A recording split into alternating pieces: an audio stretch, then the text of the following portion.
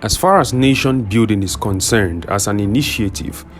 considering the many kinds and multiplicity of resources that exist respective to their usefulness and also their direct and indirect benefit to the biological constitution and framework of man, and also to other aspects of man as a compound creature,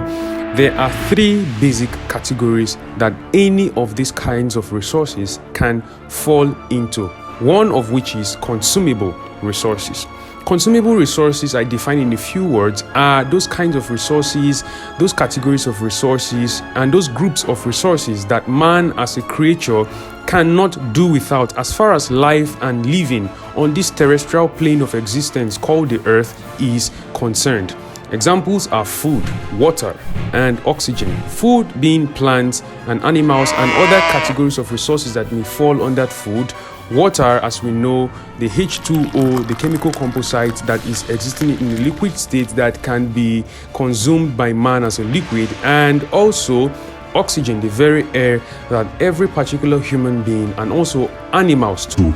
breathe in. The next category of resource that I would submit for your consideration are non-consumable stroke usable resources. I say non-consumable stroke usable resources simply because the fact that they are non-consumable directly does not mean that they are not of use. It just simply means that their usefulness and their usability applies strictly to other areas of human endeavors, which of course may particularly be of indirect biological benefit as far as man is concerned, but cannot be consumed by man, whether in their raw or in their processed form. These exist in every environment that you go in their various multiplicity and states, whether liquid, gaseous, or solid, such as petroleum, such as precious minerals, such as metal, such as stones, and all other kinds of resources that exist in the environment that can, through the adroitness of man, be processed and be converted into other forms of usefulness, such as the creation of roads, the design of wristwatches, mobile phones, telecommunication, and every other area of human endeavor that can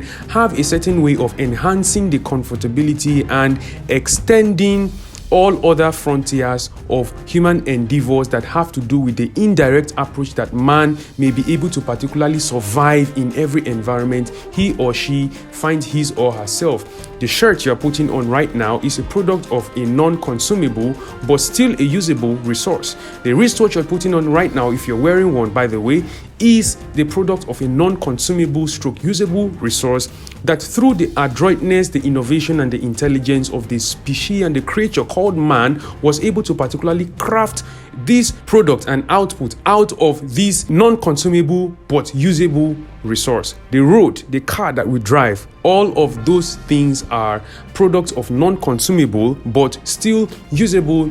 resource. Considering the tricentric framework of man as a creature with respect to man's biology, psychology, and with respect to man's spirituality, the next category of resources that I would mention do not necessarily have to do with the material aspect of man, but have a direct implication of it. They are more or less strictly metaphysical or immaterial as the case may be, which are, of course, immaterial resources. An example of immaterial resources is human intelligence. Examples of human intelligence are historical human intelligence, readily available human intelligence, and futuristic human intelligence, all which have to do with the innovation and the intellectual propensity of man in the terms of being able to create, to sustain, and to maintain the quality of the inventions that can support the aspect of man that needs this particular kind of intelligence to prosecute good quality, standard, and reputable life in this sphere of